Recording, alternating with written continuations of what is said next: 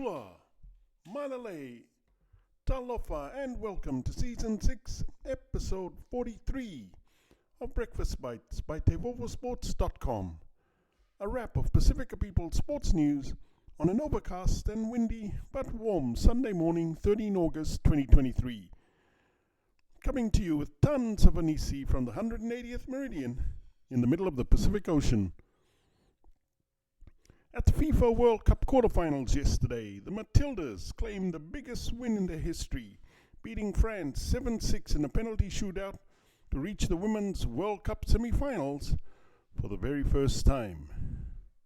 In front of another huge crowd of 49,461 in Brisbane, the longest shootout in World Cup history, men's or women's, took 10 attempts from each team before youngster Cortnee Vine buried the winning penalty for Australia to emerge 7-6 victors.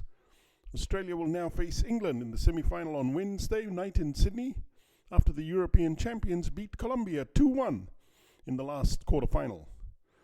Spain and Sweden clash in the other semi-final on Tuesday at Eden Park in Auckland. In Rugby League, the Dolphins were brave in the first half but couldn't match the Roosters' intensity and class in the second after they flicked a switch at 39 minutes and 45 seconds of the game, and from there the Roosters showed how good they can be, defeating the Dolphins 30-14 at Allianz Stadium last night.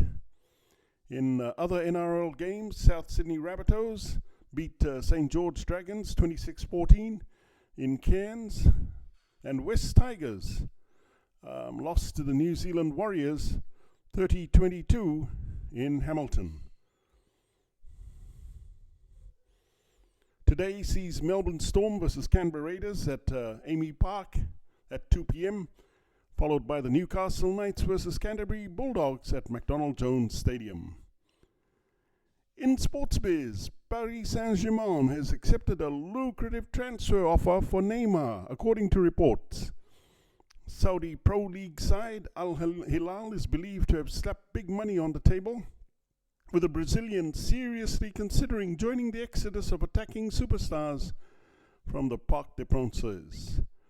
Lionel Messi has already started a new chapter in his career with Inter Miami, while Kylian Mbappe is in the midst of a public row over whether or not he will run down the final year of his contract with PSG.